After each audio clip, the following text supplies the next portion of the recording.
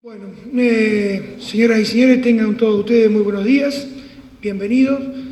Damos a continuación el comienzo de esta jornada que hemos denominado Primer Seminario de Redes Inteligentes 2014, titulada también Medición Inteligente, urgente desafío para las distribuidoras eléctricas. El mismo pretende aportar y conocer información para el panorama económico y su impacto sobre las decisiones empresarias. Estrategia de la Secretaría de Energía, escenario de las distribuidoras eléctricas para invertir en medición inteligente. El mismo ha sido organizado por Discal Sociedad Anónima. Toma la palabra y hace la apertura del evento el ingeniero Alfredo Gelfo, presidente de Discal Sociedad Anónima. Gracias, Juan, buen día. Sí, realmente muchas gracias por la concurrencia. Estamos todos los de Discal muy contentos de la respuesta que ha tenido este evento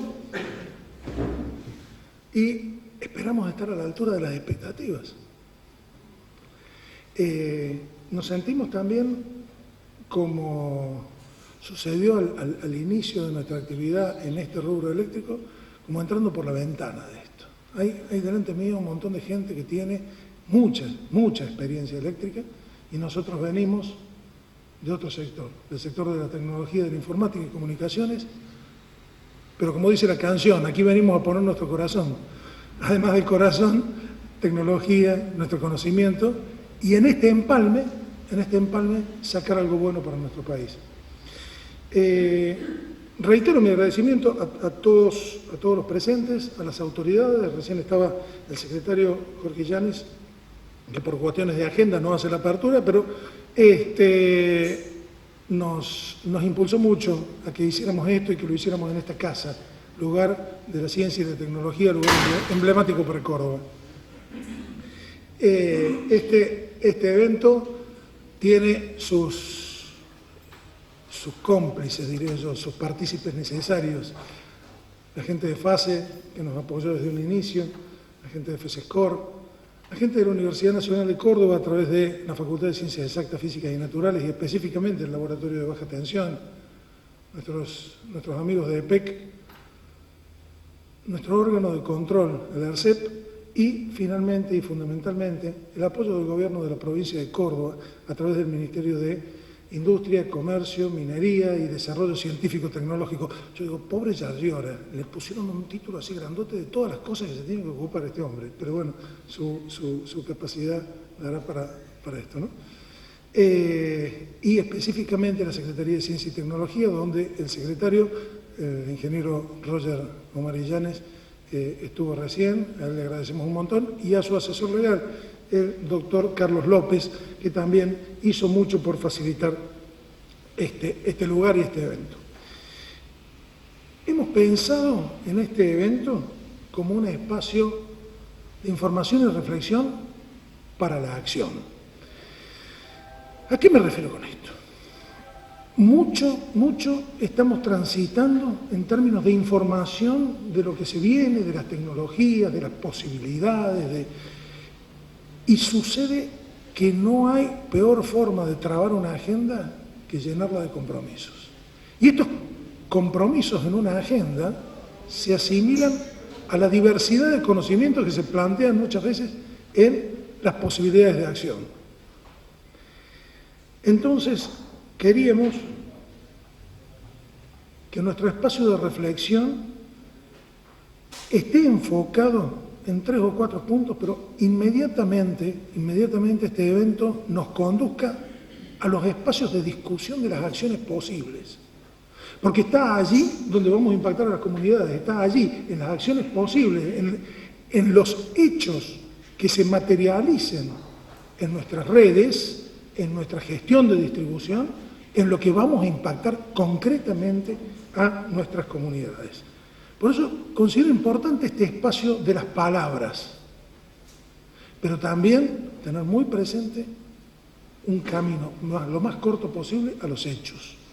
Un camino que nos ponga en mejoras, quizá de a poco, pero con paso firme, modestas pero existentes, concretas, logrables.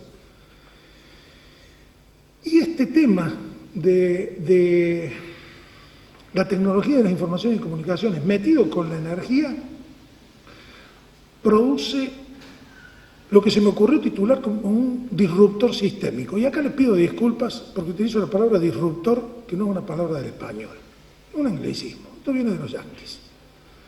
Disrupt se utiliza para aquellos eventos que producen un quiebre en un equilibrio existente y pasan a un nuevo estado.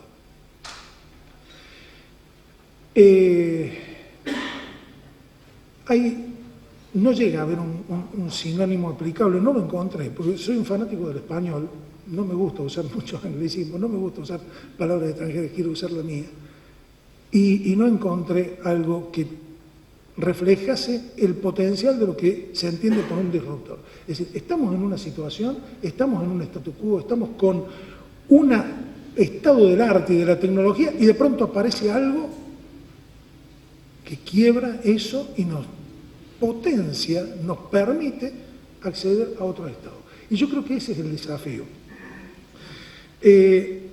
Esta disrupción no es una disrupción coyuntural, es una disrupción sistémica.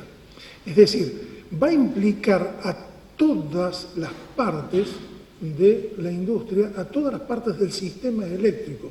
Si bien los que ya están en esta industria conocen de la inclusión de las tecnologías de la información y de la comunicación en los altos niveles de la generación y distribución eléctrica, esto de llegar hasta el último punto es una novedad, y una novedad que, tratada como noticia, sirve para llenar charlas y charlas y charlas y conferencias, pero tratada como elemento transformador nos quiebra la cabeza.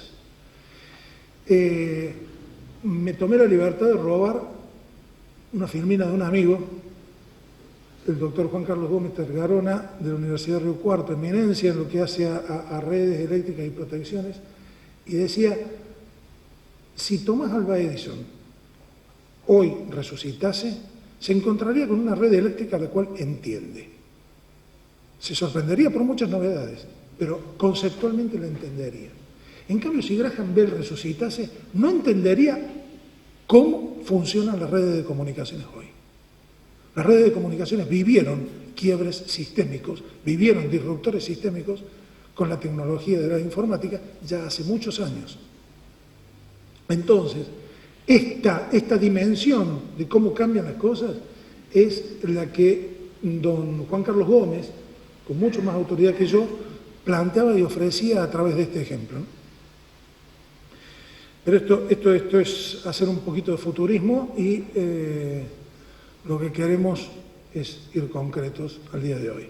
El día de hoy lo pensamos en tres instancias.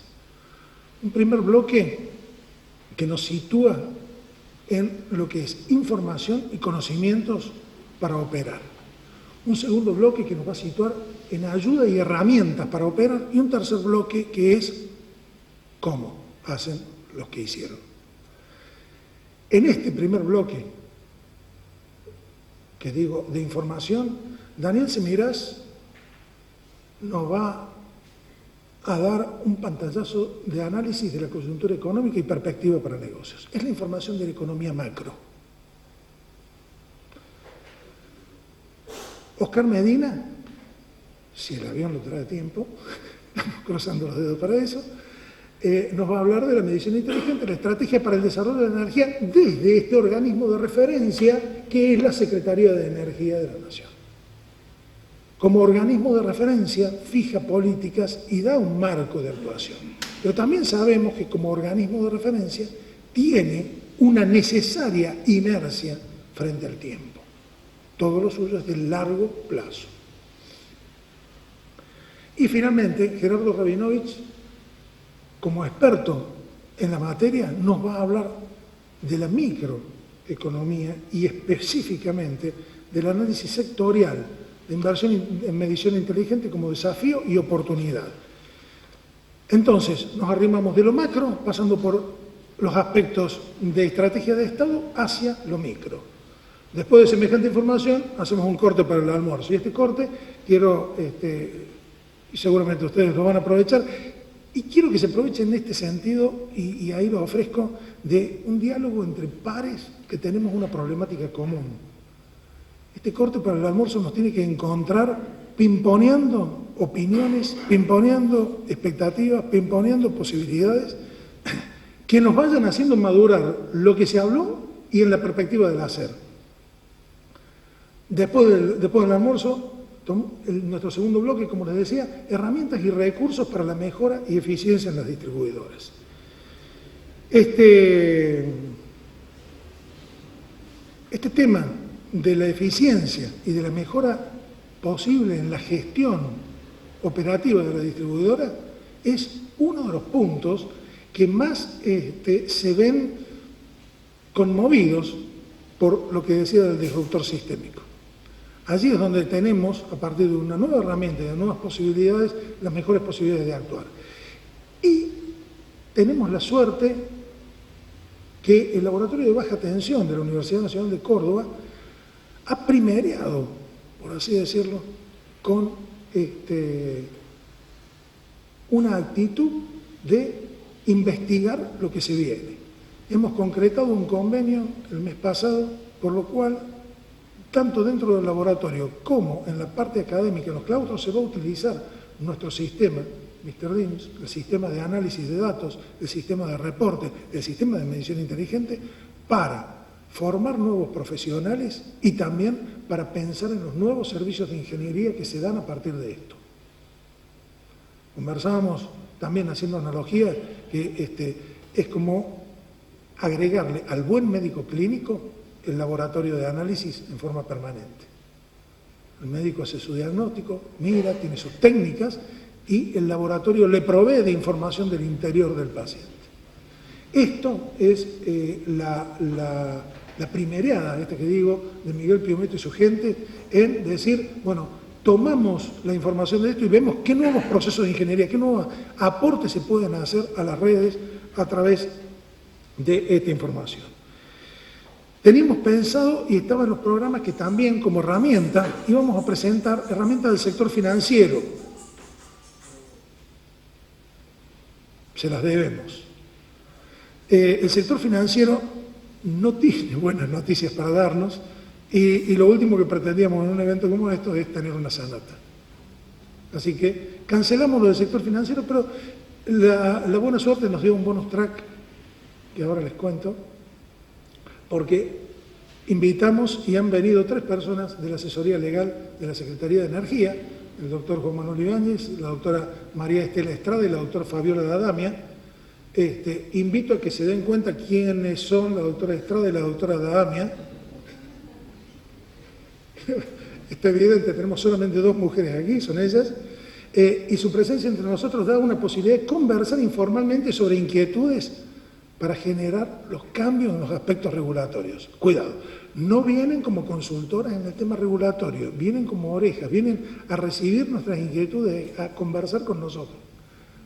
No las podemos atosigar, ¿verdad? Bueno, gracias.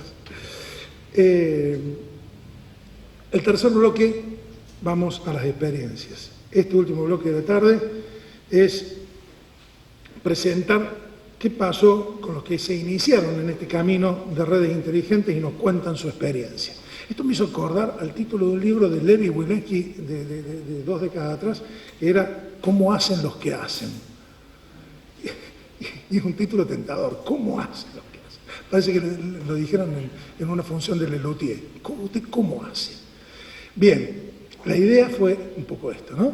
A ver, hay 3 experiencias que han transitado un camino de dudas, de tropiezos, de decisiones estratégicas, de aciertos, pero finalmente pueden estar aquí para contar algo que nos va a animar y nos va a poner en perspectiva de la acción. Estas experiencias son las de Víctor Barrera, de Justiniano Pose, José Setién, de Vicuña Maquena, y Andrés Trocero, de la Cooperativa de Freire. ¿Por qué creemos en este planteo y en un camino ofrecido así? Estamos convencidos de que el rancho está antes que el castillo. Que antes de que haya un camino, siempre hubo una huella. De que no podemos transitar madurez si no pasamos antes por juventud, con sus errores, con sus aciertos, y que el mejor modo de transitar un camino como este es compartiendo mapas y hojas de ruta. Entendemos que eventos como este, donde podamos conversar de nuestras experiencias, nos hacen crecer mutuamente a todos. Confiamos en haber convocado lo suficiente para una jornada jugosa, que lo disfruten, aprovechen y nuevamente muchas gracias.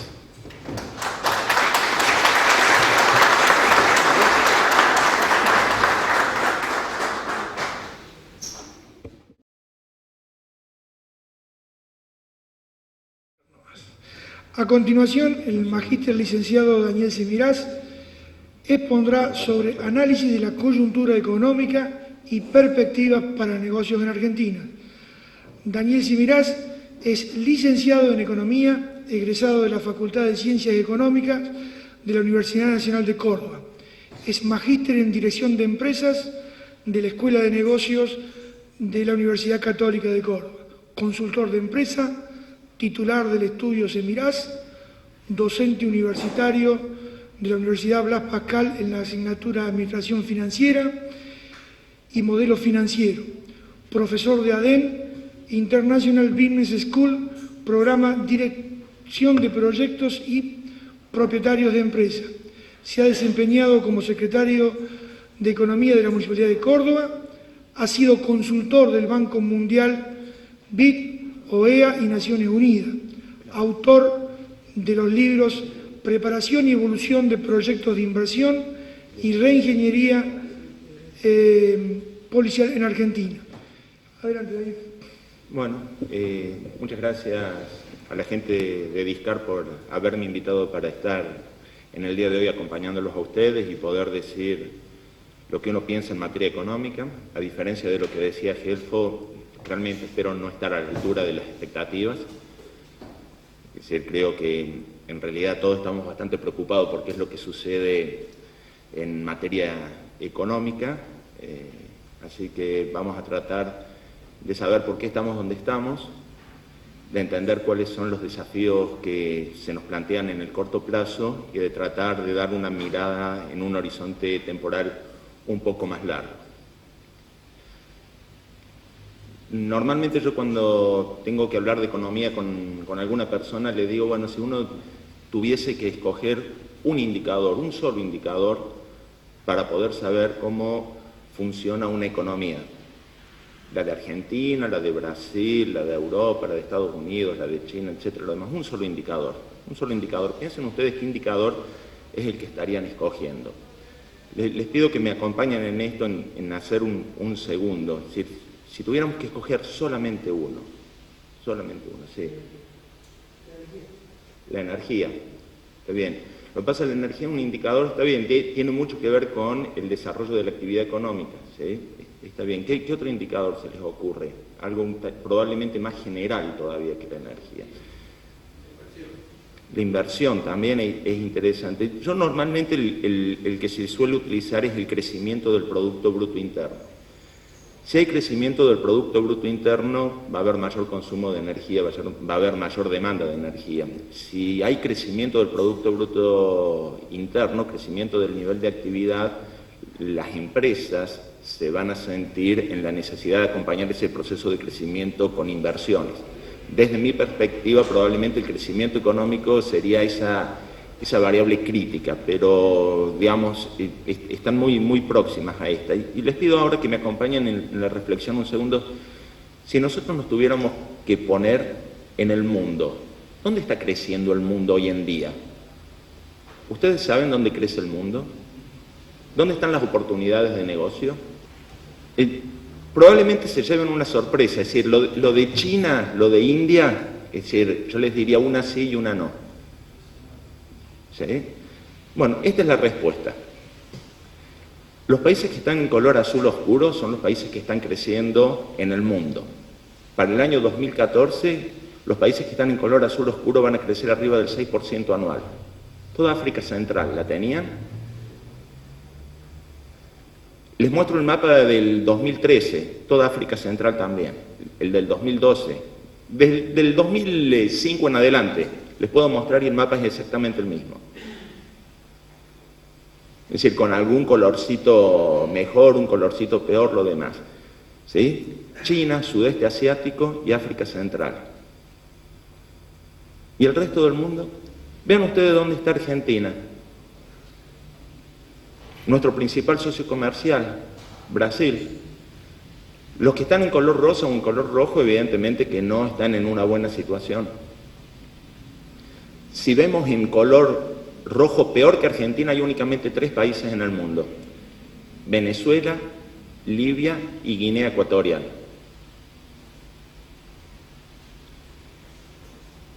Parecería que les empezó dando realmente muy malas noticias. ¿Sí?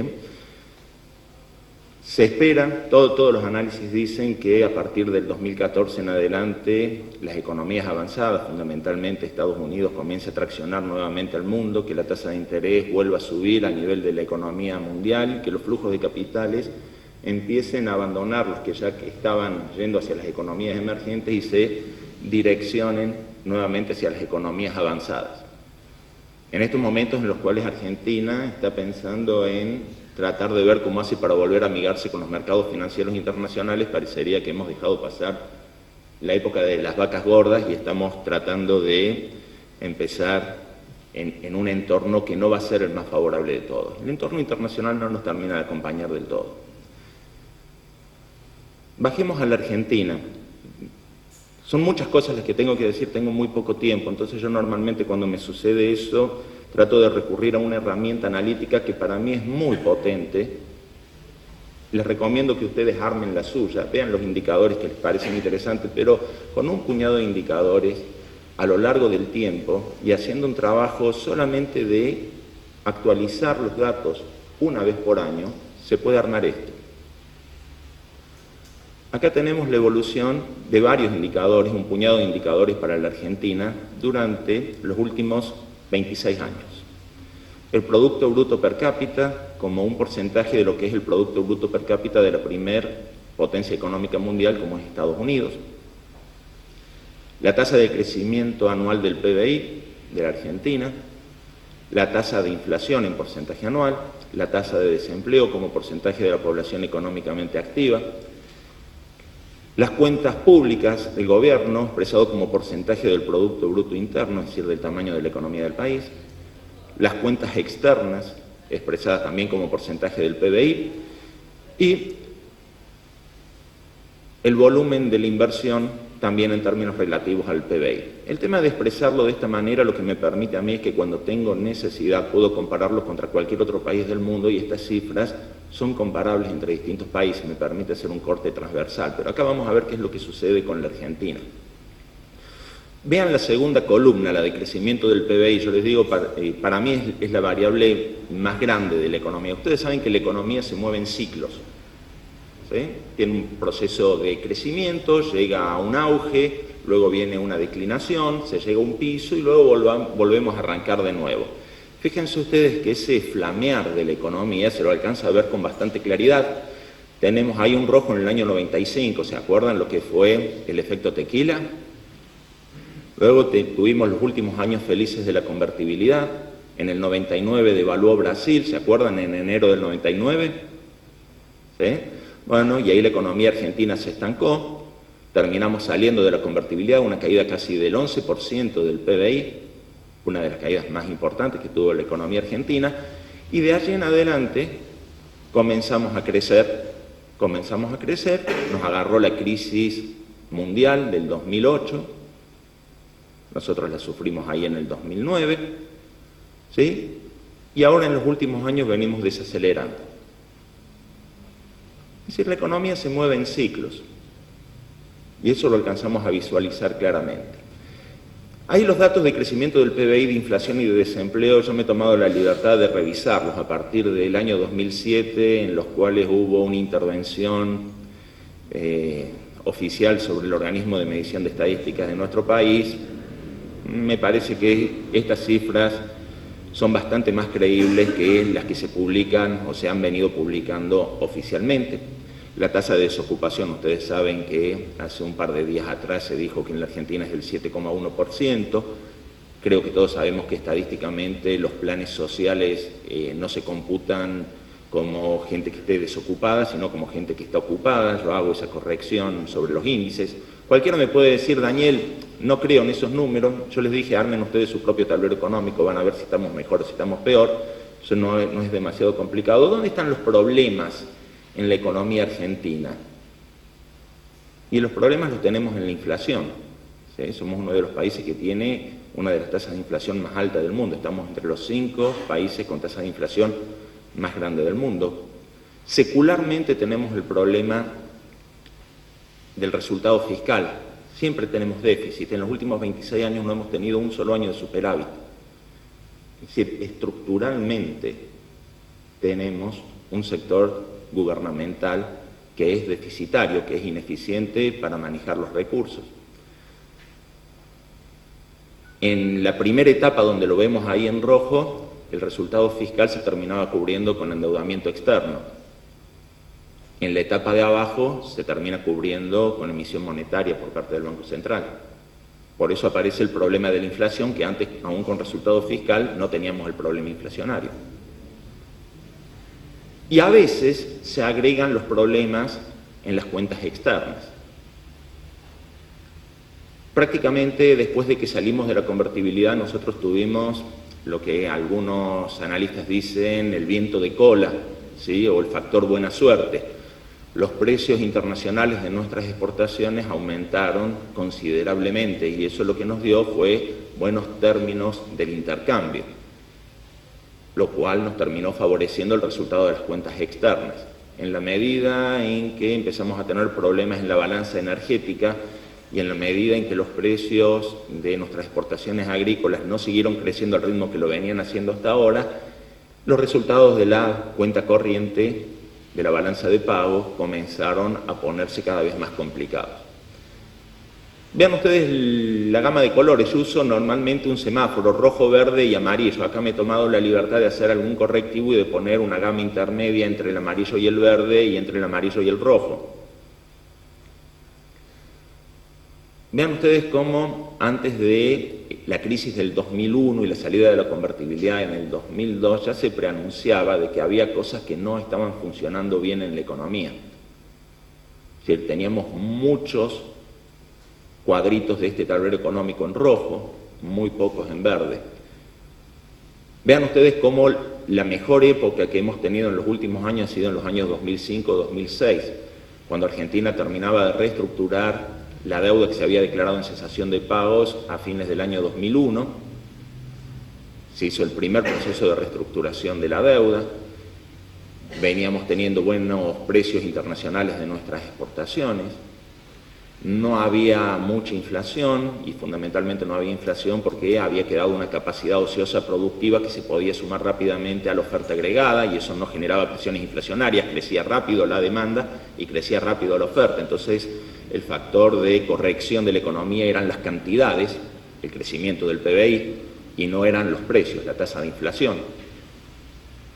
¿Sí? Pero en la medida en que se fue agotando esa capacidad productiva instalada ociosa, comenzó a ser la variable de ajuste de los precios. Bueno, ¿y ahora cómo estamos? Y estamos languideciendo. ¿Sí? Todos estamos viviendo el anticipo del final de un proceso, el final de un ciclo económico, el final de un modelo. Y básicamente los modelos económicos, a mí me gusta analizarlos dentro de lo que yo le digo la teoría de la mesa. Es decir, una mesa necesita tener 4 patas, y esas 4 patas son las que le dan estabilidad a la mesa. Necesitamos tener estabilidad económica, necesitamos tener estabilidad monetaria, estabilidad institucional e estabilidad social. Hay muchos indicadores que podríamos utilizar para medir cada una de esas estabilidades. La estabilidad económica se dice que no haya cambios bruscos en el crecimiento y en el empleo. Nosotros acabamos de ver en la Argentina el crecimiento del PBI llegó a ser negativo casi del 11% y positivo casi del 10% en algún año. Si nosotros vemos el mismo tablero económico para Chile, nos vamos a encontrar que la tasa más alta de crecimiento de Chile fue del 4,5% y la más baja fue del 2% durante los últimos 26 años. Evidentemente que tiene mayor estabilidad económica. Es decir, no crece tan brutalmente fuerte, pero tampoco cae tan brutalmente fuerte. ¿Sí? No hay oscilaciones tan pronunciadas. En la economía argentina, lamentablemente, estamos trabajando ahí. Visto de otra manera, nosotros podríamos decir que el crecimiento efectivo que nosotros tenemos se parezca bastante al crecimiento potencial de largo plazo. El crecimiento potencial de la Argentina en el largo plazo está entre un 3,5 y un 4% anual del PBI. Es decir, no tenemos que estar pensando en crecer a tasas chinas del 8%, no tenemos capacidad para poder hacerlo, porque si no lo que vamos a hacer es exacerbar la caída. Pero tampoco deberíamos estar planteándonos una economía como la que vamos a tener en este año 2014, que va a estar prácticamente estancada. Deberíamos tener algo bastante más consistente y un crecimiento bastante más armónico. Eso lo que nos permitiría es transitar senderos bastante más tranquilos y hacer que los horizontes sean más previsibles, más planificables desde el punto de vista de la estrategia empresaria. La estabilidad monetaria implica que la inflación sea muy baja. No estoy diciendo de que sea negativa, no necesariamente sea nula. Un poco de inflación no es malo para la economía. Un 1, un 2% de inflación es bueno para que el ajuste en los precios relativos sea fluido, sea tranquilo, sea armónico, para que se puedan ir cambiando el precio de las cosas sin que nos disturben demasiado nuestro proceso de toma de decisiones. Para la estabilidad monetaria hace falta un sistema bancario, un sistema financiero que sea sólido, en el cual los que tienen capacidad de ahorro, unidades superavitarias, puedan transferir esos recursos con eficiencias y sin un gran sobrecosto a quienes son las unidades que necesitan ese dinero para invertir, las unidades financieramente deficitarias, unidades económicas. ¿Sí? Y por el otro lado, la estabilidad monetaria lo que permite es poder conocer cuánto es lo que valen las cosas, cuánto valen mis inversiones, cuánto valen mis proyectos de inversión, cuánto vale mi empresa. Si yo desconozco eso, ¿qué es lo que hago? Agrego una prima de riesgo y digo todas las cosas son más caras, y si pongo más caro el costo del dinero, el valor de las cosas, que es el flujo futuro descontado, vale menos. Entonces el valor de una empresa vale menos en un entorno de incertidumbre. La estabilidad institucional. Un tiempo atrás la estabilidad institucional en la Argentina se podía medir por si no había golpes de Estado y podíamos elegir un gobierno democráticamente. Hoy en día, que ya estamos con un proceso democrático mucho más consolidado, seguramente que se piden otras cosas. Se pide que haya respeto por la ley, respeto por la base contractual, que haya seguridad jurídica, que cuando se dice una cosa eso se cumpla, que no haya un riesgo de expropiaciones, que haya diálogo político, que haya un buen clima en materia del desarrollo político institucional del país.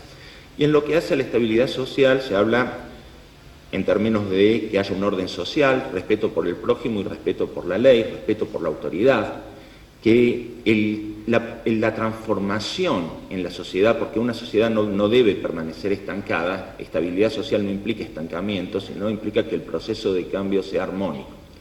¿Para qué sirven esas 4 patas? Esas 4 patas sirven para darle estabilidad a la tabla de la mesa, y la estabilidad de la mesa es la confianza. Un país no crece si no hay un marco de confianza. La confianza genera expectativas, y expectativas positivas en los agentes económicos, y con eso se sirve un menú en esa mesa. Ese menú son inversiones. Nadie invierte cuando tiene desconfianza, pero las inversiones son el requisito previo para poder crecer. Eso es lo que hay que construir, una nueva realidad que tenga esa mesa. Hoy en día eso está complicado, fundamentalmente por 2 motivos. Porque tenemos la inflación que nos complica la estabilidad monetaria y la estabilidad económica, y por el otro lado porque tenemos el problema de inseguridad que hace que la gente no viva tranquila y que descrea de las instituciones. Entonces son los 2 grandes problemas sobre los cuales se debería trabajar. No es un problema de este gobierno, es un problema de toda la sociedad. ¿Sí? Y todos deberíamos trabajar y poner claramente que estos son los objetivos fundamentales sobre los cuales hay que trabajar. La inseguridad probablemente no es un tema eminentemente económico, tiene más raíces sociológicas, pero el tema de la inflación es uno de los problemas más complicados. Nosotros teníamos un modelo económico que era el modelo K, por decirle de alguna manera, para denominarlo, todos sabemos a qué hacemos referencia, y una variable crítica es qué es lo que sucedía con el tipo de cambio en términos reales, es decir, el tipo de cambio cuando le quitábamos el efecto de la inflación. Nuevamente yo acá trabajo con la inflación que considero que es la correcta, tomando distintas fuentes y haciendo determinadas correcciones sobre los valores de la inflación que solía publicar o suele publicar el Instituto Nacional de Estadísticas y Censos. Tenemos dos tipos de cambio, venían muy emparejados durante prácticamente todo el proceso hasta que con el cepo cambiario se empezó a dar un desdoblamiento y pasamos a tener un tipo de cambio paralelo y un tipo de cambio oficial. El tipo de cambio oficial es muy importante para la toma de decisiones empresarias, es el precio que me van a pagar por las exportaciones, es el precio que tengo que abonar por las importaciones. El tipo de cambio paralelo muestra lo que es las expectativas de los operadores con respecto a la evolución futura del tipo de cambio, vale la pena verlos a los dos. Fíjense ustedes que después de haber mantenido cierta estabilidad con el tipo de cambio hasta el año 2005, el tipo de cambio se mantuvo bastante estable y prácticamente al doble de valor de lo que estaba en la época final de la convertibilidad. Tomamos un índice, base diciembre del año 2000 igual a 1, en la convertibilidad teníamos un peso igual a $1, bueno, después de tener una suba muy alta, pasamos a estabilizarnos en términos de 2. Y a partir de este proceso comienza a darse un atraso en el tipo de cambio. Es decir, el tipo de cambio empieza a perder capacidad o a darle posibilidades competitivas al aparato productivo argentino. Con la crisis del campo a mediados del año 2008, con el voto no positivo, prácticamente se genera un proceso de desconfianza con respecto a la habilidad que puede tener el gobierno para controlar la variable cambiaria. En los primeros tiempos el gobierno hizo un esfuerzo muy grande, intervino en el mercado de cambios a los efectos de poder sostener la paridad, pero posteriormente la inflación continuó comiéndose buena parte del atraso cambiario. ¿Qué se devoró? La gran ventaja cambiaria, eso de tener un tipo de cambio del doble de lo que teníamos en la convertibilidad y de poder volver a poner en situación competitiva al aparato productivo argentino, la inflación. Y en la medida que la inflación continuó creciendo, el tipo de cambio oficial cayó, y cayó incluso en el último año y medio, casi a los niveles que teníamos en los años previos al final de la convertibilidad. Evidentemente que hay un problema de falta de competitividad del aparato productivo argentino. El gobierno recurrió en enero de este año a una devaluación del 18% en el tipo de cambio oficial. La inflación resultante prácticamente se ha comido a esta altura buena parte de esa ventaja, se comió 15%, es decir, que nos está quedando solamente, estamos un 3% mejor que lo que estábamos después de la devaluación de mediados de enero. Es decir, la situación en el mercado de cambio pasa a ser un tema complicado, pasa a ser un tema complejo. ¿Por qué es un problema complejo? Este gráfico me parece que es bastante representativo de dónde está el problema. Muestra los movimientos comerciales y los movimientos especulativos de divisas en nuestro país. La curva de arriba, la de color azul, muestra el saldo de la balanza comercial. Todo medido en miles de millones de dólares. La curva que nosotros tenemos aquí es la variación de reservas del Banco Central. Las dos curvas están medidas en los movimientos acumulados en los últimos 12 meses. En el medio del proceso, acá yo les marco, ¿se acuerdan que Argentina, después de hacer la reestructuración de la deuda en el año 2005, presidente Néstor Kirchner decidió romper relaciones con el Fondo Monetario Internacional y pagarle de contado los 9.500 millones de dólares que se le debían al organismo financiero internacional. Si nosotros computásemos ese pago, la curva se nos hubiera caído por allí abajo, ¿sí? Si no lo computamos, sigue la curva directamente por arriba. En términos netos, nosotros podemos decir que cuando estamos por debajo de la línea del origen, en estas partes, tenemos salidas netas de capitales. Se nos va mucho más dinero que el que nosotros podemos generar con nuestras exportaciones netas de las importaciones. Y cuando estamos por encima del saldo de la balanza comercial, se produce una entrada neta de capitales. Argentina genera una confianza adicional y puede atraer capitales más allá de los que son producidos por la actividad comercial. Si nosotros medimos la magnitud de la salida de capitales que está soportando Argentina en estos momentos, en valores absolutos, claramente que es de una envergadura un poco mayor que la que tuvimos cuando fue el fin de la convertibilidad.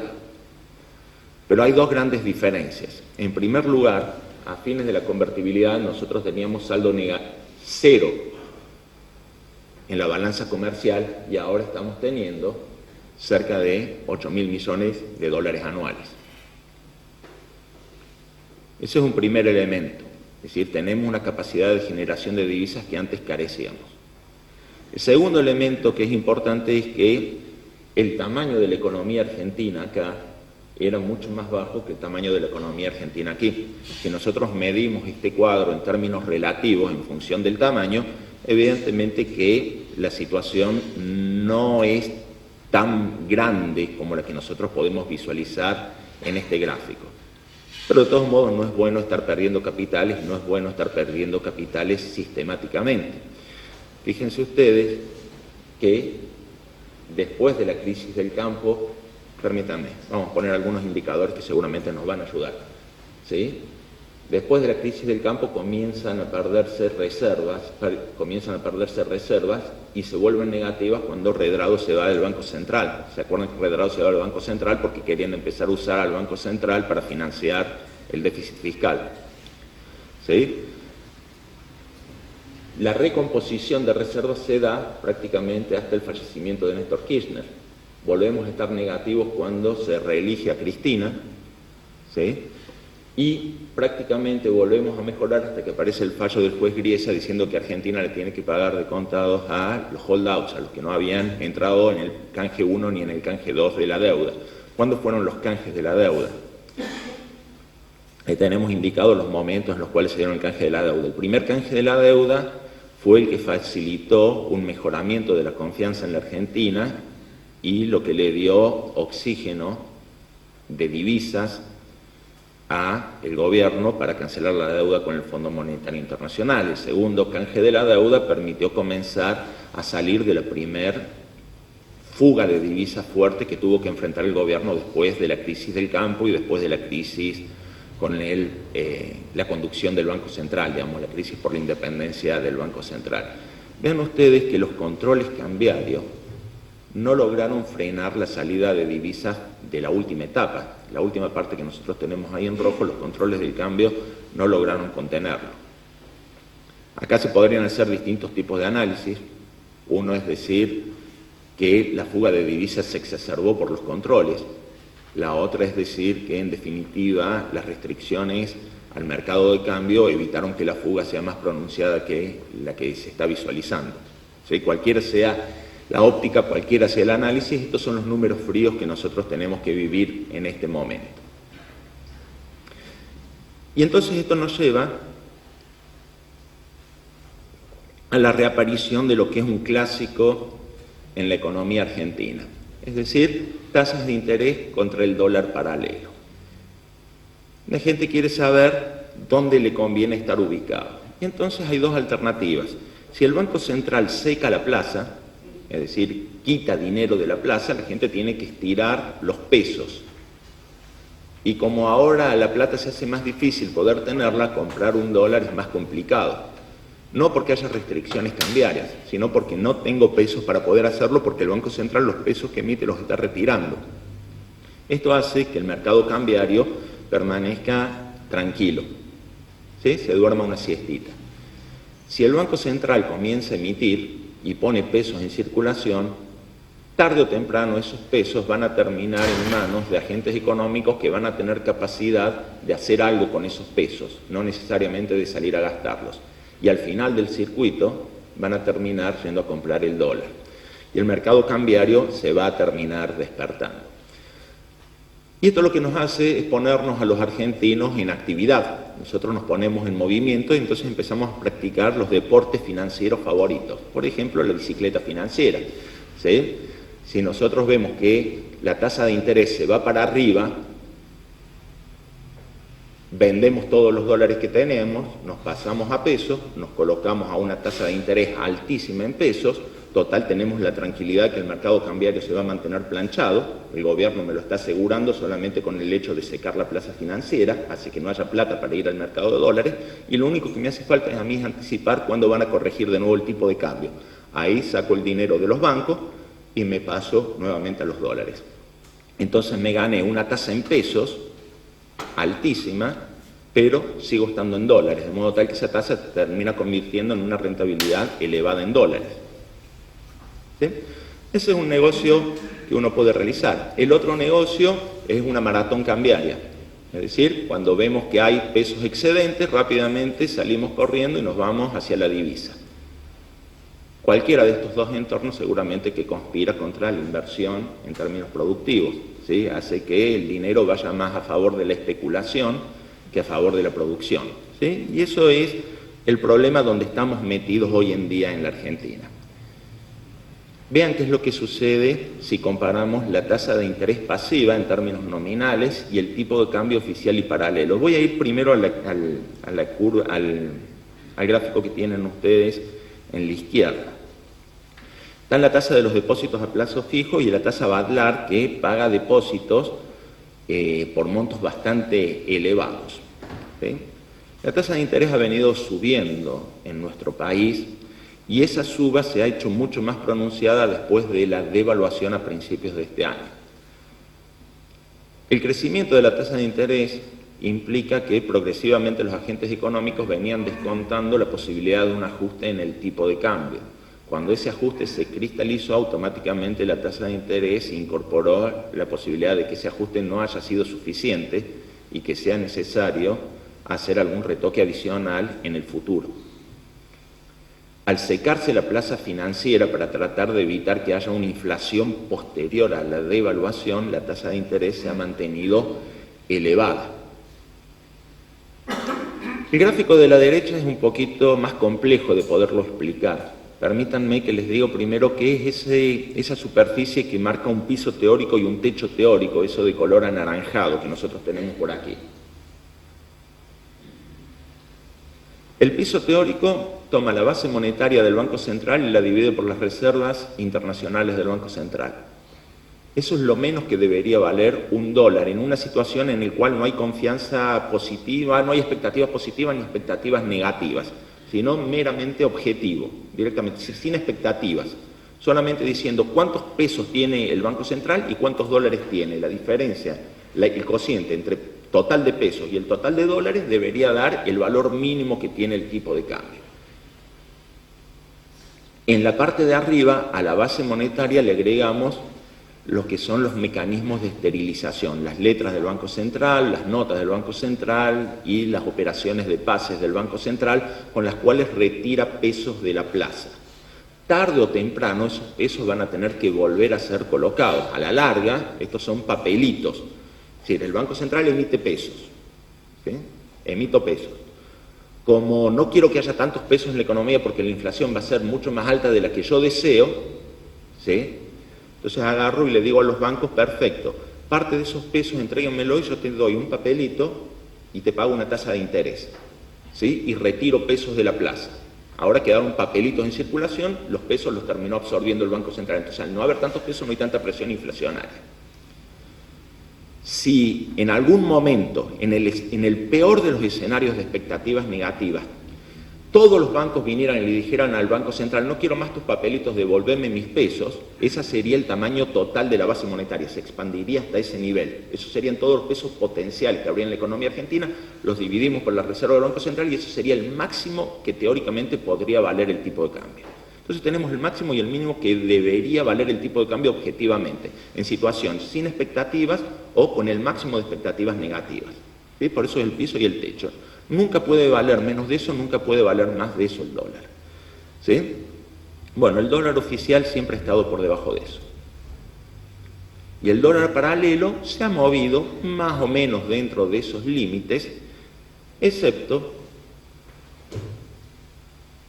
en estos momentos, en los cuales hay una fuerte intervención, no solamente del Banco Central. El Banco Central no puede intervenir en el mercado paralelo, pero si hay una intervención, podríamos decir, extraoficial. Ustedes conocen la operatoria del contado con liqui, ¿sí? Si yo agarro y puedo comprar dólares directamente, es decir, compro en pesos un título acá en la Argentina que cotice simultáneamente a través de algún mecanismo tipo un ADR en Wall Street. ¿Sí? Entonces lo compro en pesos en la Argentina y lo vendo en dólares en Wall Street. De esa manera compro dólares y los dejo en el exterior, que ni siquiera los dejo en la Argentina. Esa operatoria es legal. El dólar paralelo es una operatoria que no es legal. ¿Sí? El contado con liqui es una operatoria legal. Está permitida por el gobierno, está autorizada, eso se puede realizar. ¿Sí? Los valores del contado con liqui y el del dólar paralelo son bastante parecidos.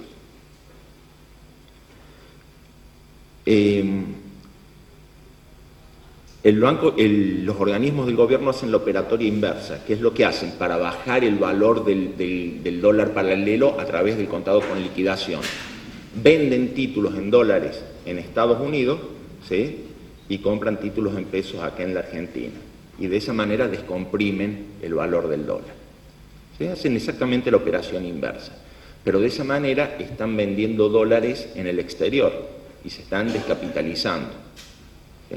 Esto es lo que permite ver que nosotros lo que tenemos es una cotización del dólar paralelo que está bastante baja con respecto a su valor teórico, que en algún momento, cuando haya un poco más de nerviosismo, probablemente los agentes económicos salgan a buscar el dólar. Hoy en día no tienen esa necesidad, la tasa de interés está muy alta y es muy atractiva como para poder hacerlo. Imagínense ustedes que se ganan un 25% y tienen el tipo de cambio asegurado, está planchado porque al oficial lo tienen planchado.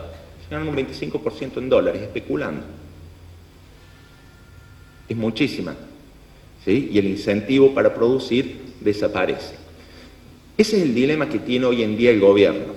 Ese es el dilema que hoy tiene que enfrentar el gobierno. ¿Dónde debería estar ubicada la tasa de interés? Hoy en día es mucho más importante dónde ubican la tasa de interés que cuál es el valor del dólar.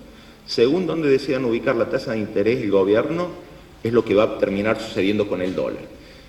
Y el gobierno lo puede ubicar por encima de la inflación, por abajo de la inflación o más o menos a la altura de la verdadera inflación. Si la pone por arriba de la inflación, se enfría la economía. Si la pone por abajo de la inflación, va a potenciar que el dólar se dispare. Y para compensar la pérdida del poder adquisitivo va a tener que hacer un difícil malabarismo.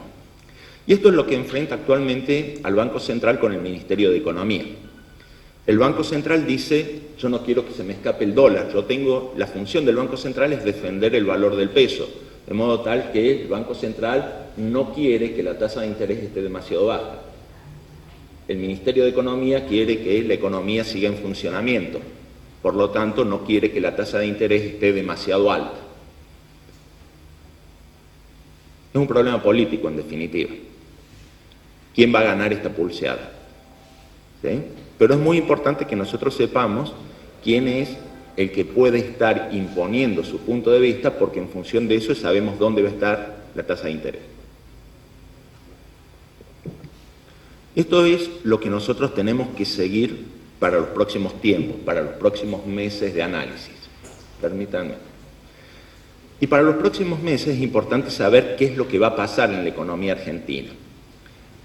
Nosotros dijimos, Siempre, en los últimos 26 años en el tablero económico veíamos que las cuentas públicas estaban en rojo. Sí, las cuentas públicas están en rojo, pero el rojo siempre es más pesado en el segundo semestre. El rojo siempre es más pesado en el segundo semestre. Acá tenemos los últimos años, 2011, 2012, 2013 y el arranque del 2014, el primer trimestre del 2014. ¿Qué es lo que va a suceder en el segundo semestre? Y el Tesoro le va a empezar a pedir al Banco Central que emita mayor cantidad de pesos para poder financiarlo. Y esto lo que va a terminar provocando es que haya más pesos en la plaza. Y en la medida que haya más pesos en la plaza, el Banco Central va a tener que tomar alguna de dos decisiones: aumentar más la tasa de interés, con lo cual va a enfriar la economía, o va a tener que permitir que buena parte de los pesos que emiten se vayan a comprar dólares. Vean ustedes cómo la variación de las reservas internacionales del Banco Central también tiene un comportamiento peor durante la segunda mitad del año. Es decir, el Banco Central emite para financiar al Tesoro y los pesos adicionales se van a comprarle las reservas que tiene el Banco Central. De modo tal que vamos a tener un segundo semestre en el cual probablemente el problema del mercado cambiario comience a ganar un poquito más de nerviosismo y deberíamos estar esperando que se puedan producir correcciones adicionales sobre la paridad del tipo de cambio oficial. ¿Qué pasa para el corto plazo? Para el corto plazo yo pongo 5 temas muy importantes. El gobierno lo que va a hacer en el corto plazo es postergar las malas noticias. El gobierno no le ha hecho frente al problema de la inflación, no le ha hecho frente al problema de la inseguridad en forma cierta. Va a seguir haciendo la misma política que ha seguido realizando hasta ahora. Va a ignorar los problemas, no va a reconocer un solo error, ¿sí? En la medida en que cada vez le queda menos tiempo en el poder, es evidente que son problemas que no puede o no quiere resolver, ¿sí? Como querramos que lo hay, si sea porque por decisión propia o por incapacidad, de todas maneras las malas noticias van a ser pasadas para el que siga. El gobierno va a tratar de mantenerse en el poder, y la mejor manera de mantenerse en el poder y de conservar capacidad de decisión es no designar un heredero. Es decir, la corona no se le pasa a nadie, no se designa un heredero. ¿Qué sucedería si hoy en día dicen desde el gobierno: mi candidato para las elecciones del 2015 es fulano de tal? Automáticamente todos los periodistas irían a ver qué es lo que opina fulano de tal.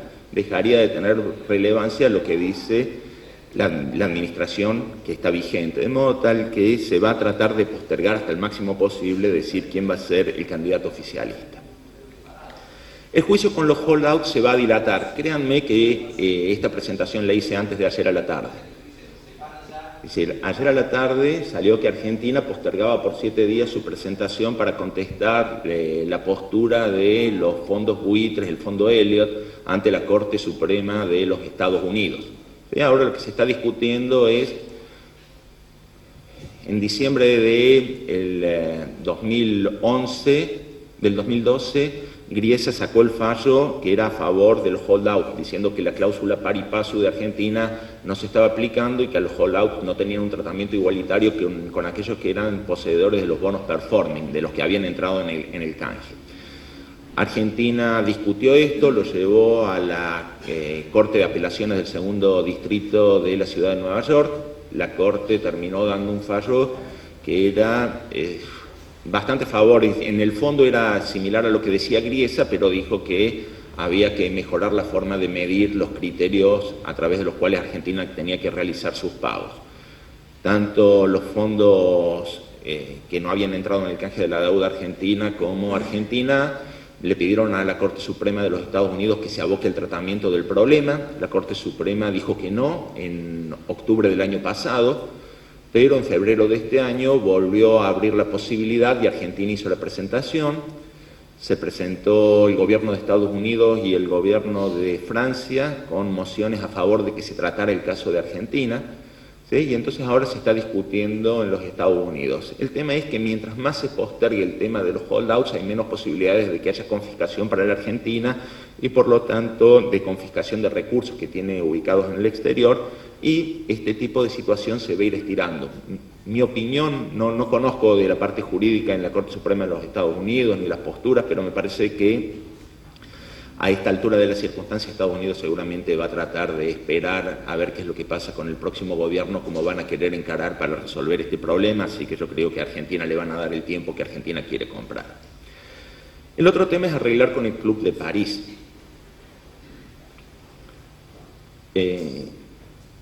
Argentina tiene una deuda bastante larga con el Club de París, es deuda por préstamos que se hacen para el sector privado. El Club de París no presta a los estados, no presta al gobierno, ¿sí? Son préstamos que se han hecho por operaciones privadas que se hacen con garantía del gobierno nacional. El gobierno nacional lo que hace es decir, bueno, esto no se paga, y entonces la deuda de los privados se termina transformando en una deuda pública, por eso le queda la deuda al gobierno de Argentina con el Club de París.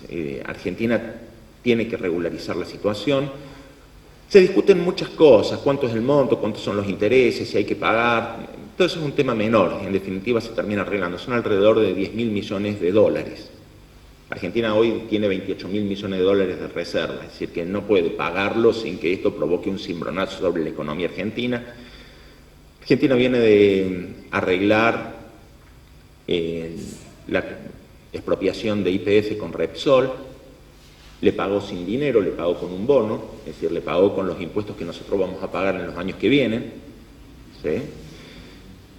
¿Qué hizo Repsol? Agarró esos bonos que le había entregado Argentina y los terminó vendiendo en el mercado, automáticamente los vendió en el mercado y sacó un muy buen precio. Vendió 5.000 millones de dólares prometidos a pagar en los próximos 20 años, ¿sí? Y los canjeó por 3.500 millones de dólares en efectivo hoy. Y esta es una muy buena señal. ¿Qué significa esto? Que en los mercados financieros internacionales se cree que Argentina va a pagar esos bonos en los próximos años. Y la gente, aún con todos los problemas que puede tener este gobierno, con una situación económica que viene complicada, que viene delicada, está interesada en posicionarse en la Argentina. Hay inversores que miran con simpatía a la Argentina.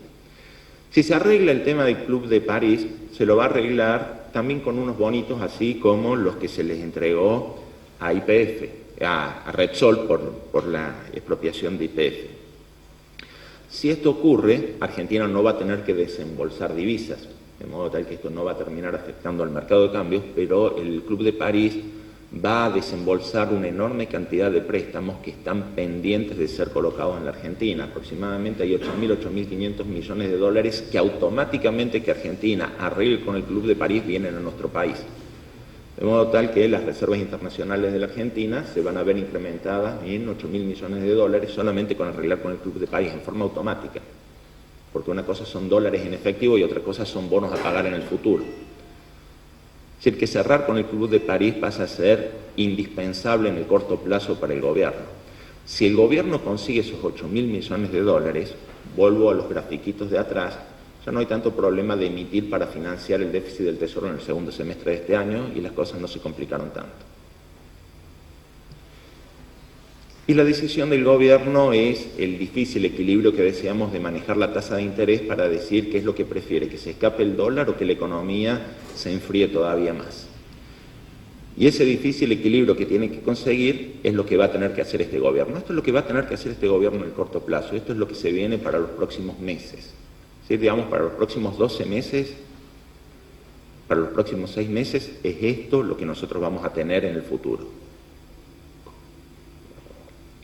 Estos son los títulos que vamos a ver en los diarios durante los próximos 6 meses. Entonces, en definitiva, el gobierno tiene que escoger o mantiene su política fiscal expansiva para mantener el crecimiento o avanza con una política monetaria contractiva para controlar la inflación. ¿Cuál es mi opinión? Ni una cosa ni la otra. Y si no hace ni una cosa ni la otra, la inflación va a seguir siendo más o menos del 30% anual. Una inflación del 30% anual es alta, pero es manejable. Argentina viene con niveles de inflación de entre el 25 y el 30% anual desde hace aproximadamente 7 años. Así que no va a ser nada muy distinto de lo que ya estamos acostumbrados nosotros a vivir. Lo que se viene es que el Banco Central seguramente va a tener que recurrir a hacer pequeñas devaluaciones del tipo de cambio oficial. No creo que vayan a hacer una devaluación grande en serio. Les decía, al gobierno no le gusta dar malas noticias.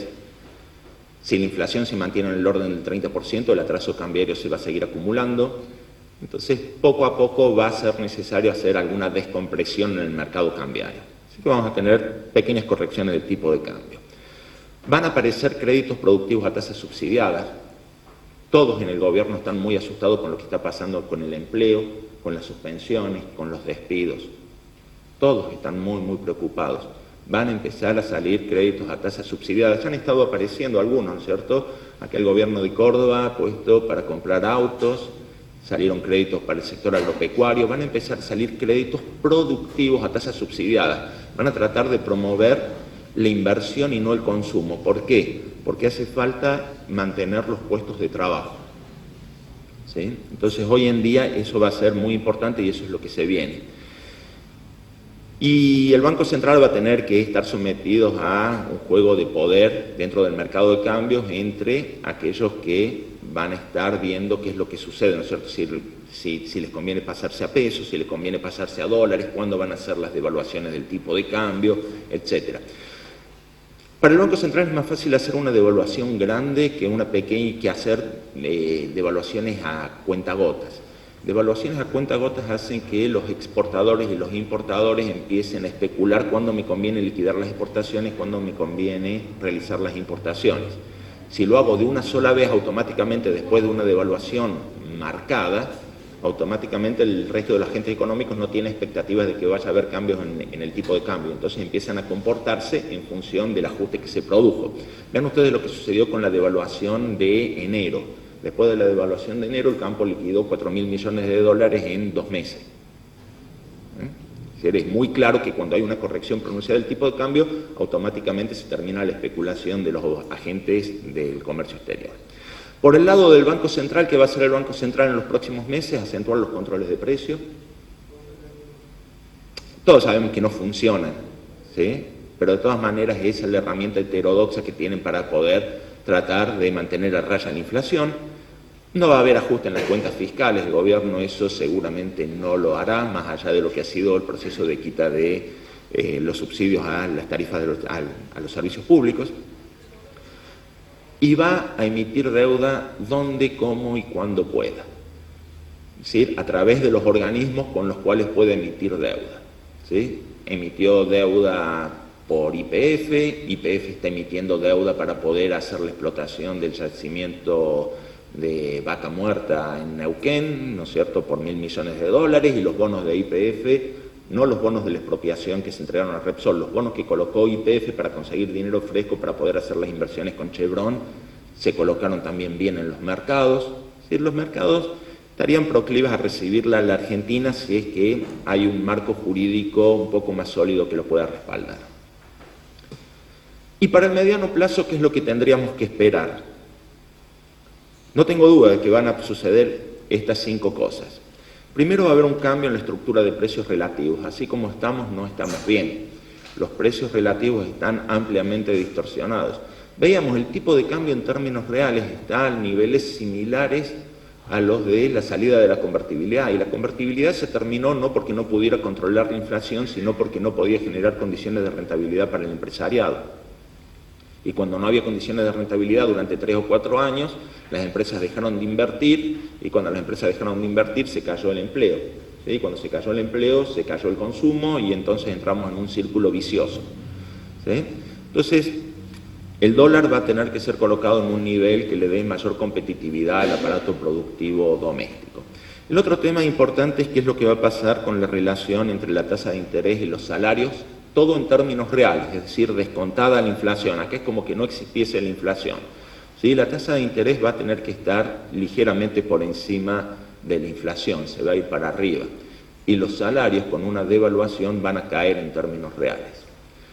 Y lo otro que es importante es saber que las tarifas de los servicios públicos tarde o temprano van a tener que ser ajustadas. No hablo de los subsidios son importantes para el déficit fiscal y terminan afectando el bolsillo de los consumidores, ¿sí? Pero las tarifas terminan afectando la rentabilidad de las empresas prestadoras de estas actividades y estimulan o desestimulan las inversiones en el sector. Va a haber un cambio en las tarifas y la tarifa que más va a doler es la del sector de energía eléctrica, ¿sí? Entonces, esos cambios en la estructura de precios relativos va a terminar afectando decisiones de mercado. Un tipo de cambio distinto del actual va a hacer que sea más atractivo o menos atractivo tomar la decisión entre direccionar la producción al mercado doméstico o al mercado externo. Va a cambiar las decisiones tecnológicas, porque ahora la relación capital-mano de obra va a haber cambiado su precio y por lo tanto, si se encarece el capital y se abarata la mano de obra, seguramente las decisiones en términos de la solución tecnológica que le tengan que dar las empresas también se va a ver modificada y va a cambiar la estructura de costos de las empresas, porque ahora van a cambiar los costos de producción y al cambiar la estructura de costos habría que ver de qué manera afectan a cada empresa en particular. Para las elecciones de octubre del 2015, no sé quién gana las elecciones, la verdad no tengo la más remota idea. Las encuestas dicen que viene primero Massa, segundo Scioli, tercero Macri y cuarto Wiener, ¿sí? Eso es lo que dicen las encuestas. Lo que sí estoy seguro es que el próximo gobierno va a ser bastante más amigable para los negocios que el actual. ¿Sí? Siempre que hay un nuevo gobierno se espera con expectativas lo que pueda estar anunciando, las noticias que puede llegar a traer, el nuevo rumbo que puede estar marcando. Pero lo más importante de todo esto es que seguramente se le abre una carta de confianza a un nuevo gobierno. Y cualquiera de los posibles sucesores de la actual administración seguramente que es mejor visto desde el punto de vista de los mercados que lo que tenemos hasta ahora. Lo otro importante es que se va a poner en marcha un programa antiinflacionario. Indispensablemente el gobierno que venga va a tener que poner en marcha un plan antiinflacionario y ese plan antiinflacionario va a ser más ortodoxo que heterodoxo. Es decir, el heterodoxo es lo que tenemos ahora, es decir, controles de precio, el plan cuidados, ¿sí? Lo ortodoxo es volver a darle independencia al Banco Central. Es decir, que el Banco Central se dedique a conservar el valor del peso y no necesariamente a prestarle dinero al gobierno o a emitir dinero para financiar al gobierno. Y entonces, si el gobierno no tiene plata, se va a venir un ajuste fiscal. Nosotros hemos visto en los últimos 26 años siempre tuvimos déficit fiscal. En algún momento va a haber que hacer un ajuste estructural. Así como estamos, el Estado es altamente ineficiente. Sí, no es un problema de este gobierno, lo hemos visto en los últimos 26 años, todos los gobiernos han tenido exactamente el mismo problema. Es decir, un ajuste estructural pasa a ser indispensable. Ahora, si el gobierno va a hacer un ajuste fiscal, ¿sí? No puede aumentar la recaudación de impuestos, porque los impuestos ya están altísimos, no hace falta que yo se los explique, va a tener que bajar el gasto y no se va a poder financiar esa situación, no la va a poder financiar con emisión de dinero, va a tener que hacerlo emitiendo deuda. Pero el nuevo gobierno seguramente va a tener la posibilidad de restablecer relaciones con el Fondo Monetario Internacional para poder volver a los mercados financieros internacionales. Y ese es el otro paso importante que se va a dar a mediano plazo, es el restablecimiento de relaciones con el fondo. Hoy en día el gobierno no lo dice, pero algún que otro guiño le está haciendo al Fondo Monetario Internacional después de la censura que le hizo por los índices de precios. ¿Sí? Pero ya hemos visto, se puso en marcha el nuevo índice de precio al consumidor de nivel urbano. El Fondo Monetario Internacional ya no castiga tanto en sus declaraciones a la Argentina y el gobierno de Argentina tampoco lo castiga al Fondo Monetario Internacional. Es como que hemos entrado en una situación, en un impasse, en una transición. ¿Qué se viene en el mediano plazo? Veíamos recién, cambia el ciclo económico a nivel internacional, los precios de las materias primas se van a ir yendo hacia la baja. Esto es porque la tasa de interés a nivel mundial se va a ir para arriba. Estados Unidos está recomponiendo la situación en su mercado de empleo. Cuando termine de recomponerla, la Reserva Federal va a elevar su tasa de interés. Cuando aumente su tasa de interés, el valor del dólar a nivel internacional va a ser mucho más fuerte, las materias primas que cotizan en dólares van a bajar de precios, Argentina vende materias primas que cotizan en dólares, va a ver que los términos del intercambio se le van a volver en contra. Cuando el dólar empiece a pagar una mayor tasa de interés, los capitales se van a ir a buscar a la economía de Estados Unidos y van a salir de los mercados emergentes y eso va a influir sobre las perspectivas de crecimiento de los mercados emergentes. Los principales socios comerciales de la Argentina son China, Brasil, mercados emergentes, de modo tal que tenemos un entorno que puede ser complicado, pero también tiene cosas importantes. Argentina va a tener que hacer frente a esa nueva realidad aplicando ajustes estructurales.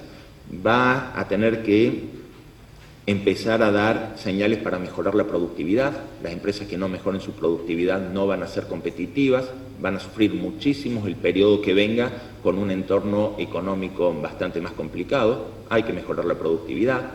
Va a haber mayores inversiones, eso no hay ningún tipo de duda. Les decía, todavía estamos con el corto plazo, con el escenario más complicado de todos y desde el resto del mundo quieren invertir en la Argentina, compran los bonos de Argentina, están esperando que Argentina arregle con el Club de París para darle financiamiento a las empresas argentinas.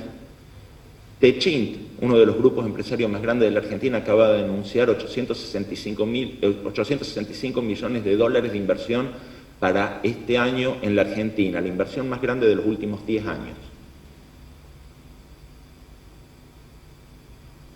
¿Pueden estar todos tan equivocados de querer venir a invertir en la Argentina?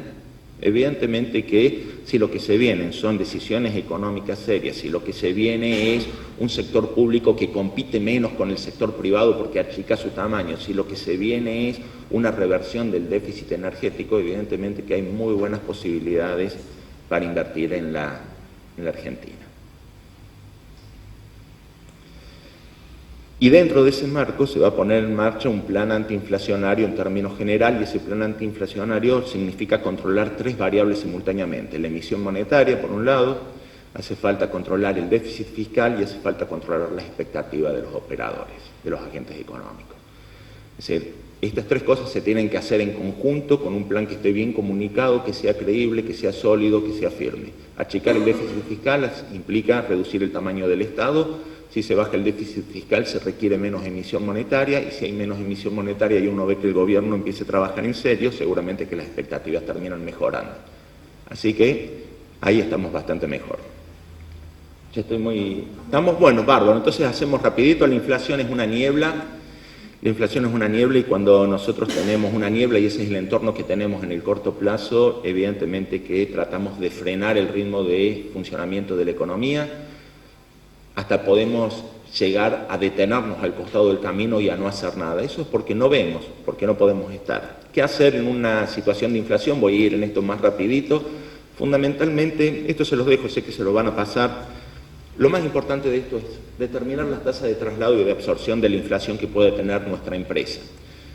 Es decir, no tenemos que olvidar que la inflación es un fenómeno monetario que me afecta en las decisiones del día a día, pero no tenemos que dejar de pensar estratégicamente. Si yo puedo determinar a partir de mi relación con proveedores, distribuidores y clientes cuáles son las potencialidades que tengo de trasladar la inflación o la obligación que tengo de absorberla, puedo decidir si la inflación es una amenaza o una oportunidad y decidir si aplico políticas expansivas o políticas defensivas. Y esto es muy importante, tener un manual de respuesta automática ante la inflación, poder saber qué es lo que vamos a hacer si la inflación se mantiene en el 30%, qué es lo que vamos a hacer si la inflación se acelera y pasa al 40%, y qué es lo que vamos a hacer si volvemos a un sistema de estabilidad de precios. ¿Ya lo tenemos armado a eso en nuestra empresa? Si no lo tenemos armado, sepan que esto es muy importante, que cuando vuelvan lo primero que tienen que hacer es poder saber cómo van a reaccionar. La inflación va a ser una variable crítica en la Argentina en los próximos meses. Si no sabemos de antemano cómo vamos a reaccionar, no esperemos a saber cómo reaccionamos cuando las cosas nos golpeen. ¿Y cómo hacer después de la inflación? Y después de la inflación viene un amanecer, viene algo nuevo y no nos tenemos que perder ese amanecer. Yo creo que lo que hay que esperar es que van a venir nuevos tiempos y esos nuevos tiempos van a ser mejores que los que vivimos en la actualidad. Y cuando llegue el momento de cosechar, seguramente va a ser demasiado tarde para sembrar. Este es un buen momento para invertir en la Argentina. La situación económica puede ser complicada, pero el futuro que se viene seguramente que es mucho mejor, y eso todos lo sabemos. ¿Hace cuántos días que tenemos lluvia? ¿Alguien tiene duda que la semana que viene va a ser uno de esos días espectaculares de invierno, un poquito más fresco, pero con un sol enorme? No tengo duda de que va a ser así en Córdoba. Sí, siempre ha sido así en Córdoba. Y en la Argentina también, después de la inflación, cuando hubo un cambio de gobierno y el gobierno que vino comenzó a hacer las cosas en serio, el fenómeno inflacionario termina por desaparecer, el panorama se hace provisorio, no tenemos que llegar demasiado tarde, de modo tal que lo más importante hoy en día es pensar en términos de eficiencia operativa. El día de mañana nos va a enfrentar con una estructura de precios relativos que va a ser modificada dramáticamente. Tenemos que estar preparados para hacerle frente a los nuevos desafíos de los tiempos. Muchas gracias.